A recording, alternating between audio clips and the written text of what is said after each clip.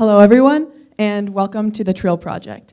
The Trill Project is a safe and secure social network for people to freely and anonymously express themselves online. On Trill, stories, questions, and ideas never go untold. What would you tell the world if no one knew you were telling it?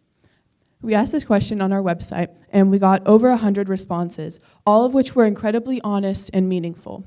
Clearly, LGBTQ+ teens don't feel comfortable expressing themselves in a normal manner, and they need to express themselves anonymously online. This is a huge problem in the LGBTQ+ community, as 26% of LGBTQ+ youth feel that their biggest problem is not being accepted by their friends and their community, and bullying and a fear of being out or open. 42% of LGBT+ youth don't feel accepted by their community, and 41% of transgender teens have attempted to commit suicide. So for our solution, we have Trill. Our market is in LA, we have 60,000 LGBTQ+ teens, and this expands to 1.3 million nationwide. So clearly this is not just a deep and meaningful problem, but it also has a wide market available. And it increases even more as we expand globally. So in order to acquire these users, we started off by talking to existing LGBTQ+ organizations, because we know that having these organizations together on Trill will be an extremely important part of building a community on Trill. Then we also started to talk to and partner with these social media influencers, whether they be Hollywood stars, musicians, or YouTubers. And so far we have confirmed partnerships with people such as YouTuber Simply Sellin, Instagram and YouTuber Positively Social, and Gracie Abrams. And together they have a following of over 1 million followers throughout various social media sites. So in terms of the traction that we have so far, we have over 3K beta testers have signed up, and the remarkable story about this is that 2K of these have signed up in the past 2 days as we pushed an aggressive marketing plan on Tumblr, and that's shown by the numerous notes that we've gotten on Tumblr. And we also sent out our beta last week to 250 people who had signed up for our beta already, and of those people, 94% have used it in the last week and are active users, and the average of number of posts per user is 2.5 in this short period of time.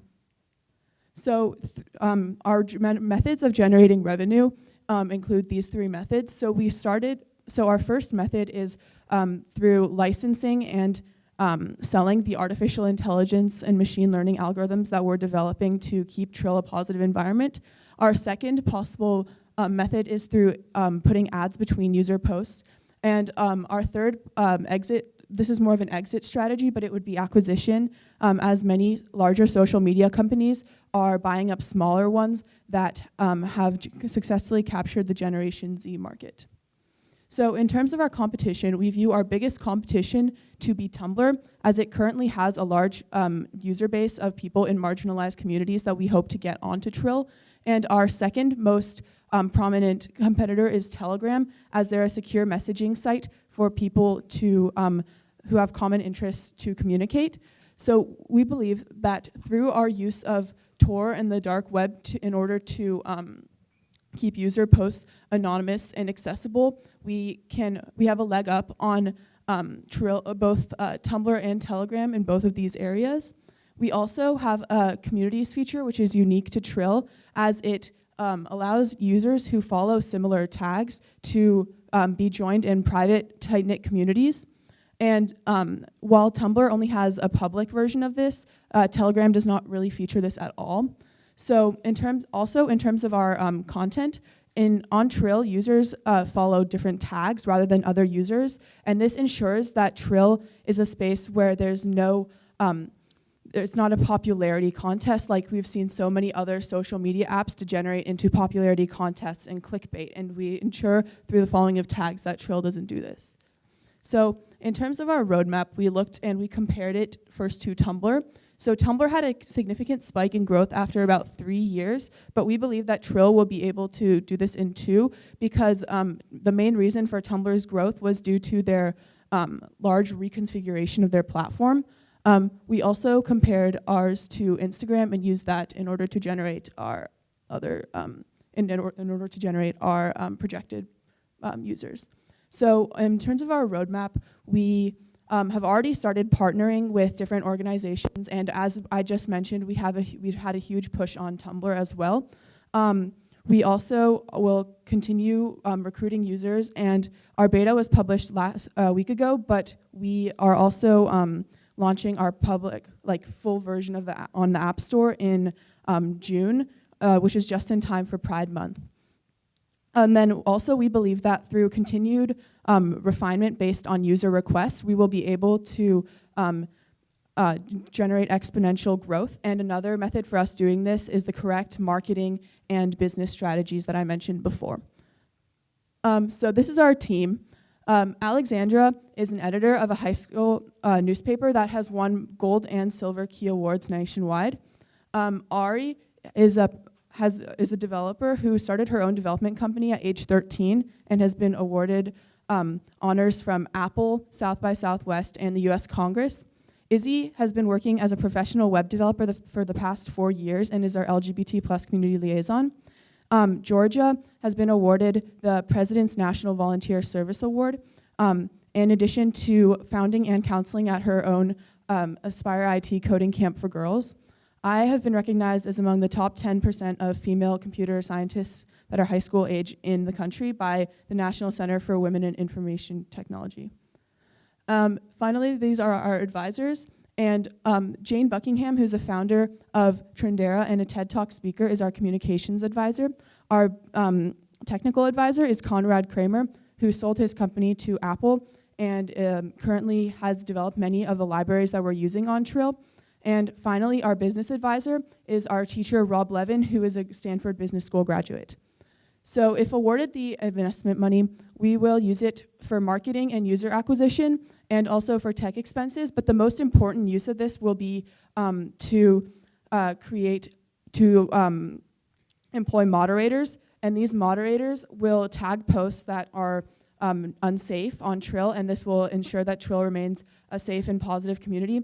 And obviously this won't work in the long term, so we have developed an artificial intelligence and machine learning algorithm that we are also using these moderators in order to train. Thank you so much for listening, and remember to stay Trill. Welcome.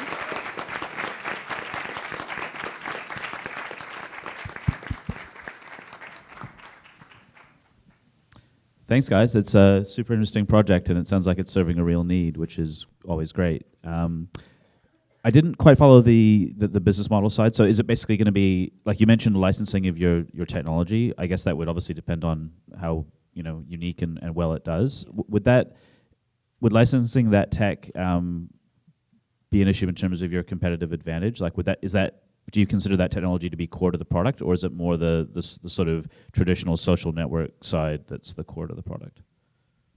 So pretty much in terms of licensing the artificial intelligence, we particularly plan to license is, are you familiar with Microsoft Azure? Cloud computing.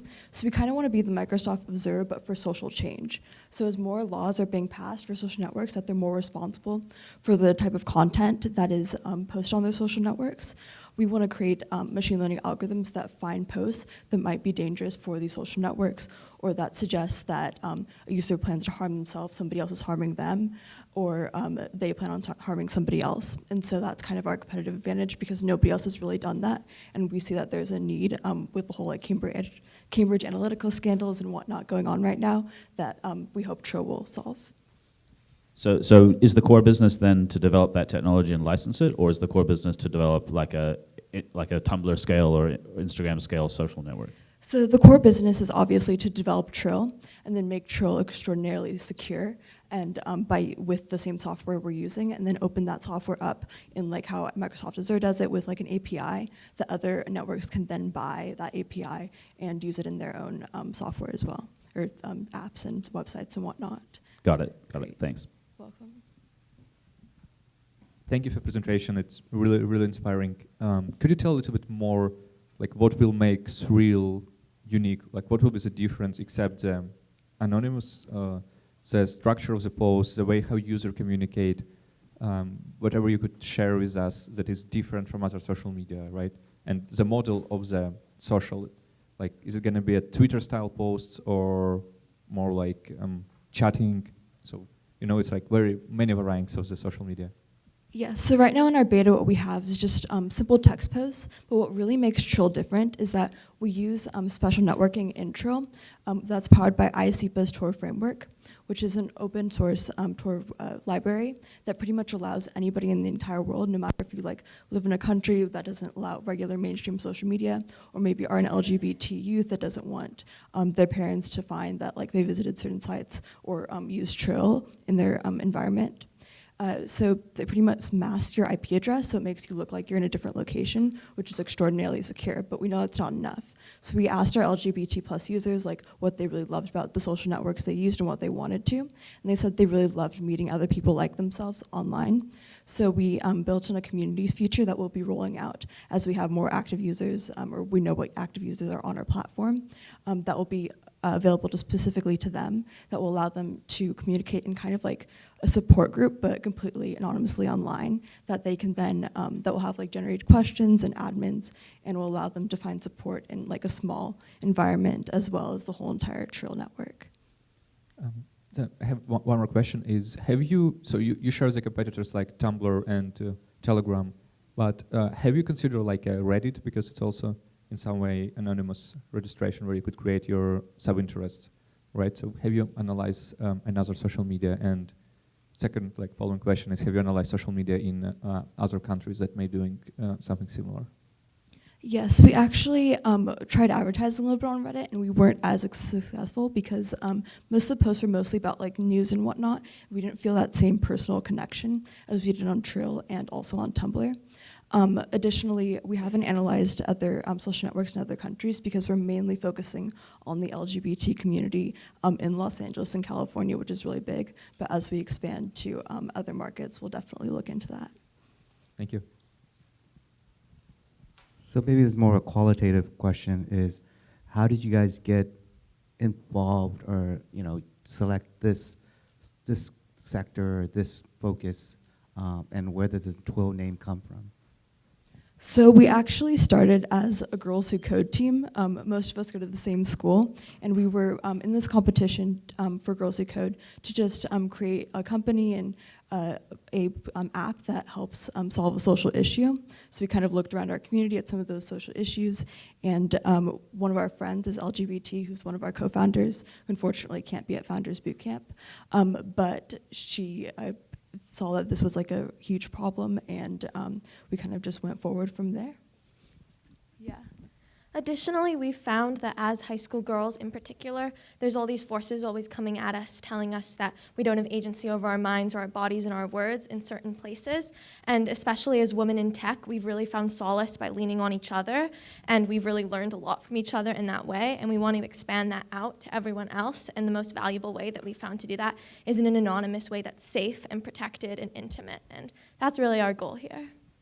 Okay, great, thanks. My second question would be just in terms of, you know, I'm not a big fan on advertising models, so just because I think there's a lack of cash and getting paid from the agency side, but I think what you guys are doing is great in terms of perhaps suggesting providing more content. You go into these influencer and maybe even micro-influencer and ambassador, and they have all these followers, but actually, you know, a medium where you can actually curate your own content for this specific topic and sector, you know, would provide a lot more engagement and audience. Because I think at the end of the day, just the upside would be just the data itself on these individuals, even though they're anonymous, is in terms of what, you know, what's their preference, and then applying NLP's natural language processing to pick up these chat keywords in order to really, you know, define and differentiate your company and create those APIs. Because in order to have those type of machine learning algorithm data, you actually have these data and really scrub these data out. So Definitely. In terms of the user acquisition, I keep asking this question because I think it is an important one for all small companies to think hardly about. Does the anonymity factor make that better or worse? Like, are people going to invite their friends to join, and that would kind of perhaps affect the anonymity? Because if I knew who was inviting me, then it's no longer anonymous. Or have you guys like got a sort of model that works there in terms of friend get friend?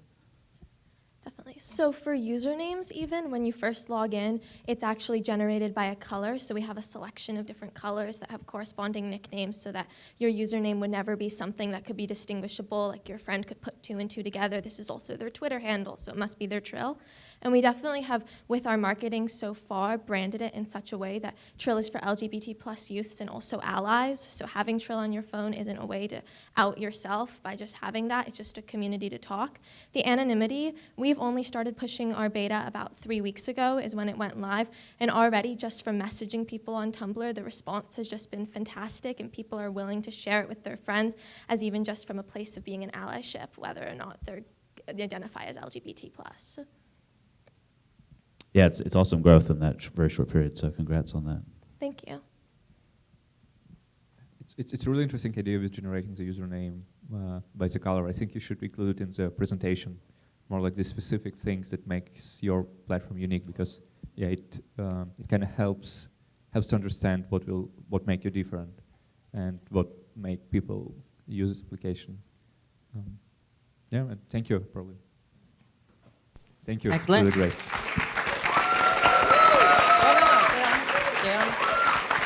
So one thing you love about the idea, one open question each. I think you're really addressing a sector that hasn't been addressed, and it's obviously there's a potential opportunity and market for it. My suggestion I like data a lot. More data you have, the better AI, deep machine learning, and then you can create these APIs along the different brands. Just continue. That's how I would continue in this process. Just be careful and cautious about privacy. Obviously, this PII topic is really in the foreground right now, and obviously this is a very anonymous. But I mean, that's I think something centralized and key to making sure that as your focus is to keep this anonymous for the people who want it really not to be known to the world. They want to have a room or chat to kind of converse and learn from each other as well. Yeah, I think echo your comments in terms of the community you're serving. I think that's really, really great. I think the product design quality looks really high. So I think definitely to Yuri's point, like in the presentation, I think you should show more of that because it really, it looks really intriguing, but we didn't really get to see too much of the product itself.